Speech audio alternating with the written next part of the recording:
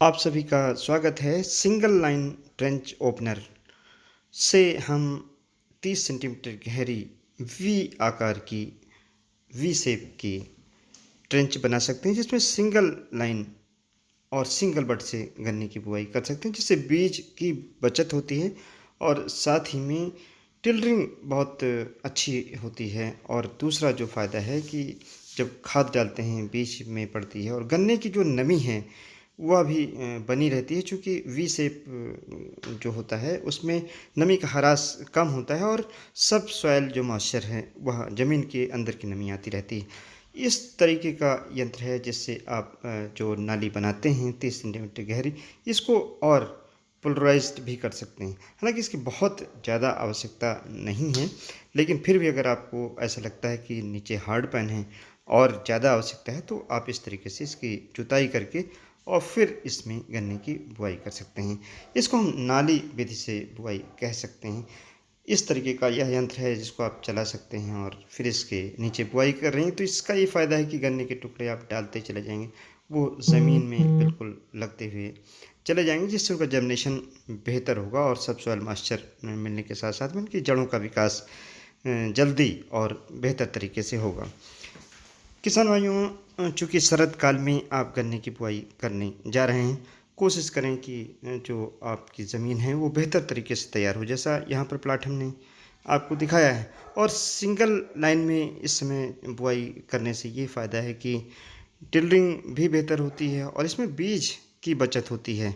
साथ ही में ये भी है कि गन्ने की मोटाई बेहतर होती है, निराई गुड़ाई आपको करना आसान रहता है। जब डबल लाइन का गन्ना आप लगाते हैं तो बीच में कुछ ऐसा स्थान रह जाता है जिसमें आप निराई गुड़ाई नहीं कर सकते हैं, और फिर उस एरिया में निराई गुड़ाई ना होने के कारण जो अंदर के गन्ने होते हैं या तो वह गन्ने पतले हो जाते हैं या उनकी लंबाई और मोटाई कम हो जाती है, जिससे अगर हम गन्ने की फसल को देखते हैं तो एक सार कम लगती है।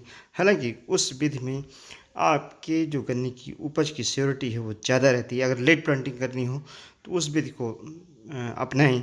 और अगर आप सितंबर और अक्टूबर में गन्ना लगा रहे हैं तो सिंगल लाइन और सिंगल बड यानी एक आंख के गन्ने के टुकड़े की बुआई करें। अब बात आती है किस तरीके के कटर का प्रयोग करें।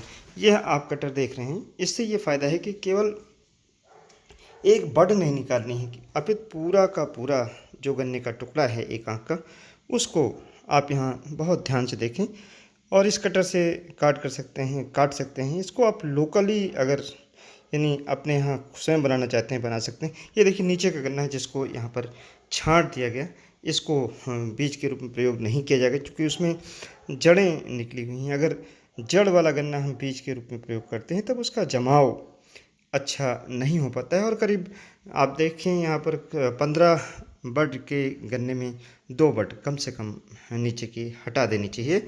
आप ध्यान से यहाँ पर देख सकते हैं, अभी गन्ने का जो नीचे का हिस्सा है इसमें से बड फिर से हटा दी जाएगी। अगर इस तरफ आप देखें तो ये टब रखा है जिसमें हम इमिडा क्लोरपिड, साथ में इसमें बेविस्टीन 100 लीटर पानी में 200 ग्राम बेविस्टीन और 100 मिलीलीटर इमिडाक्लोरपिड मिला करके और गन्ने के जो टुकड़े सिंगल बड के स्वस्थ टुकड़े हमने काटे हैं इनको आधा घंटे कम से कम भिगो लें। यहाँ आप देख रहे होंगे 2 डिब्बे रखे हैं, बल्कि 3 हैं यहाँ पर, ताकि एक डिब्बे में जब हम बीज डालें और वह आधा घंटे तक वहाँ पर शोधित करने के लिए रोका जाए, फिर उसको निकाला जाए।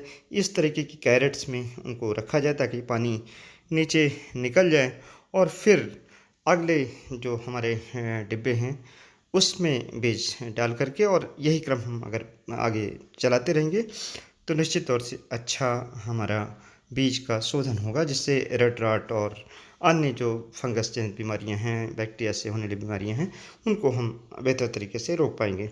ये डबल लाइन का ट्रेंच है जिससे आप डबल लाइन में बुआई कर सकते हैं।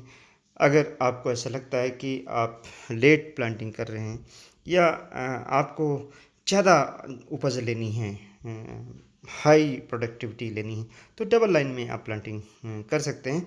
ये थोड़ा सा कम्बरसम रहता है। और जो सिंगल लाइन की हमारी प्लांटिंग है उसमें अगर आप प्लांटिंग करते हैं तो निश्चित तौर से आप छोटे ट्रैक्टर के माध्यम से निराई गुड़ाई का काम कर सकते हैं।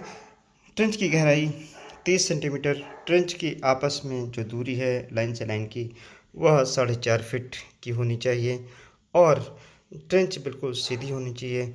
जो गन्ने के टुकड़े हैं उनके ऊपर हम बार बार बताते हैं 2 अंगुल मिट्टी यानी 2 से 3 सेंटीमीटर से ज़्यादा मिट्टी ना पड़ने पाए।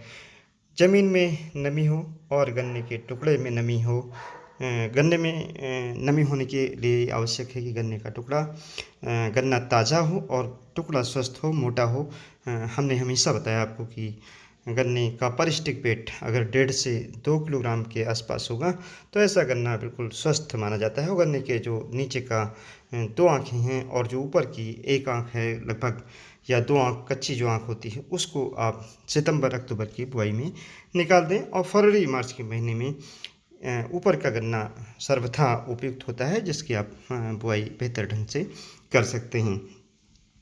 इस समय जो गन्ने की अच्छी प्रजातियां हैं जिनकी आप प्लांटिंग करके और बेहतर उत्पादन ले सकते हैं 238 के अलावा, जिसमें 15-023 है, कोसा 13-235 है और COL की 14-201 है।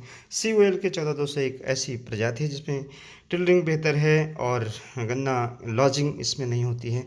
और साथ ही में गन्ने को अगर हम देखें तो जो हमारा लो लाइंग एरिया है जहाँ पर जल भरा होता है उस क्षेत्र में इसको लगा सकते हैं। थोड़ी सी रिकवरी अर्ली स्टेज में इस वैरायटी में कम है, बाद में इसमें भी चीनी की मात्रा ज़्यादा अच्छी हो जाती है। रेटून इस वैरायटी की अच्छी है। और दूसरी वैरायटी 15-023 है जिसका वजन बेहतर है। और तीसरी वैरायटी 13-235 यह भी बहुत अच्छी वैरायटी है। धन्यवाद। जय हिंद, जय भारत।